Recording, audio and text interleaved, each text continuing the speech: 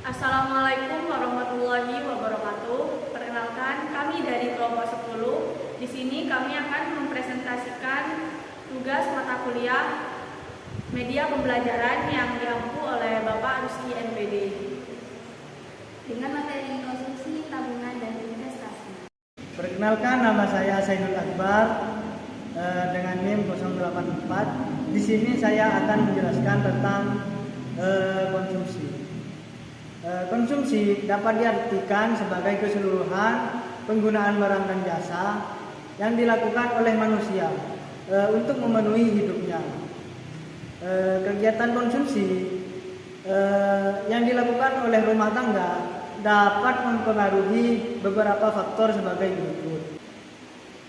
Yang pertama yaitu tingkat pendapatan rumah tangga, dan yang kedua yaitu kekayaan rumah tangga, dan yang ketiga yaitu tingkat suku bunga, dan yang keempat yaitu perkiraan masa depan, dan yang kelima yaitu perubahan demografi, dan yang keenam yaitu lingkungan sosial budaya. Nah, yang pertama yaitu tingkat pendapatan rumah tangga.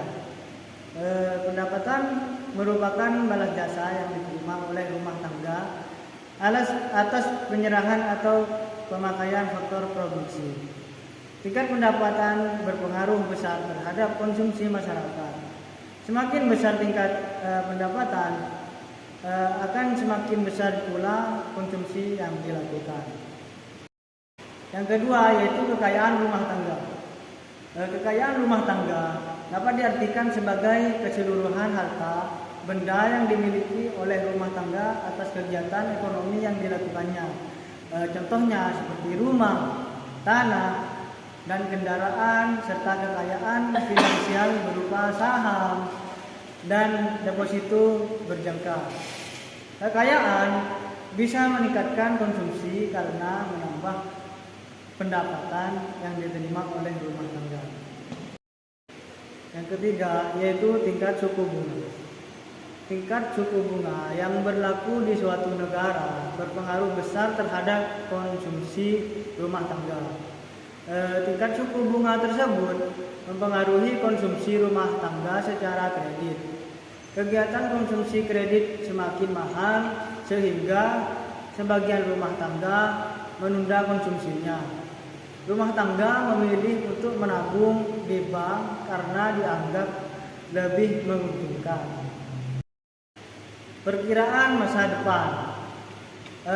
Kondisi perekonomian pada masa depan memengaruhi konsumsi masyarakat saat ini.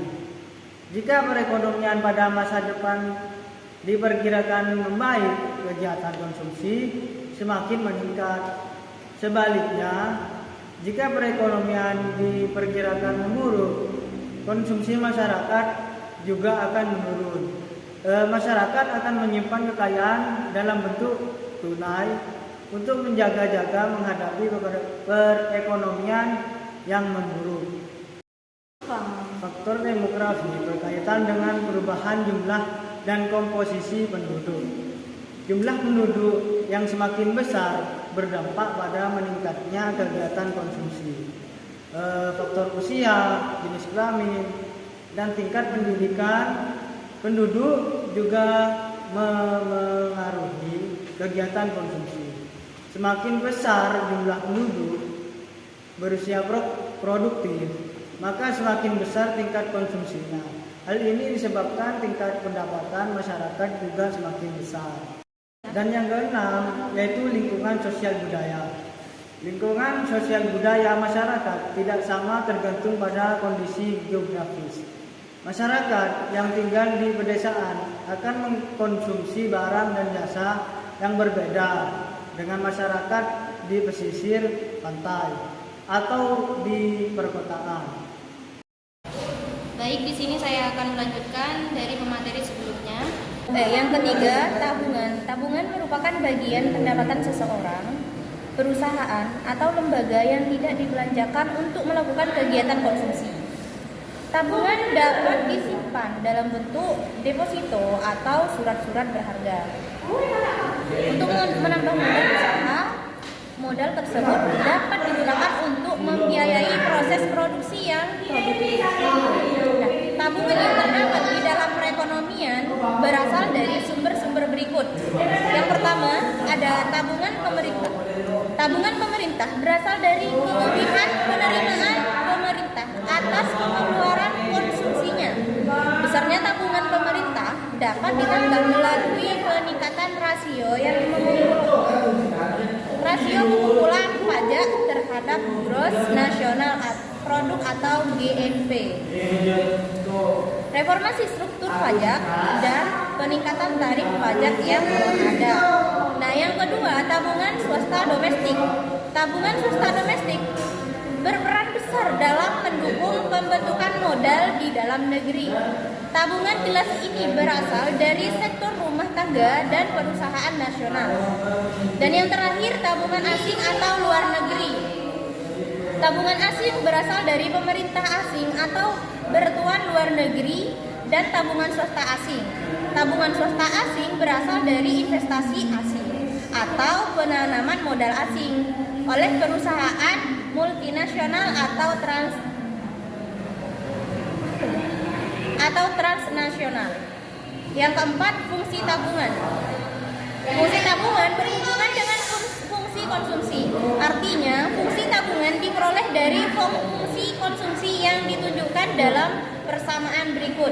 Yang pertama, ada Y sama dengan C ditambah S, dan yang kedua ada S sama dengan Y dikurangi C, dan yang ketiga S sama dengan Y dikurangi dalam kurung A ditambah B Y tutup kurung, dan terakhir ada S sama dengan min A ditambah dalam kurung 1 kurang B tutup kurung Y.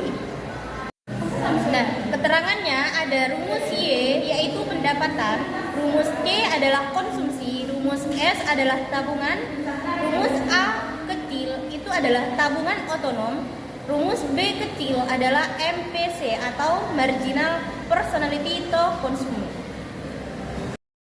Selanjutnya, pada fungsi tabungan juga dikenal dengan istilah marginal propensity to save atau bisa disingkat MPS.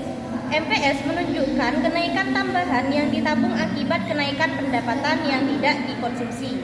Oleh karena itu, penjumlahan antara marginal propensity to consume atau bisa disingkat MPC dengan marginal propensity to save atau bisa disingkat MPS sama dengan 1. Nah, di sini ada contohnya, MPC ditambah MPS sama dengan 1 atau MPS sama dengan 1 min MPC. Konsep ini dalam fungsi tabungan adalah average propensity to save atau bisa disingkat APS atau kecenderungan menabung rata-rata. APS merupakan perbandingan antara tabungan total dengan pendapatan total. Nah, di sini ada APS sama dengan S per Y. Nah, keterangannya APS sama dengan average propensity to save, dan S di sini adalah tabungan total dan Y adalah pendapatan total. Sekian, terima kasih. Assalamualaikum warahmatullahi wabarakatuh. Perkenalkan, nama saya Nurul Hasanah, NPM 071 dari kelas Ekonomi 3C. Nah, di sini saya akan melanjutkan materi dari pemateri sebelumnya, yaitu fungsi konsumsi. Menurut J.M. Keynes, tingkat konsumsi saat ini atau current disposable income berkaitan dengan pendapatan. Hubungan antara konsumsi dan pendapatan dijelaskan dalam fungsi konsumsi. Dengan demikian, fungsi konsumsi menggambarkan tingkat konsumsi pada tiap-tiap tingkat pendapatan sektor rumah tangga. Fungsi konsumsi dapat dijelaskan dalam sebuah kurva. Kurva konsumsi mempunyai karakteristik sebagai berikut. A. Sumbu tegak dalam kurva konsumsi menunjukkan tingkat konsumsi atau dilambangkan dengan huruf C. Sumbu datar dalam kurva konsumsi menunjukkan pendapatan disposable dilambangkan dengan huruf Y. Dan B.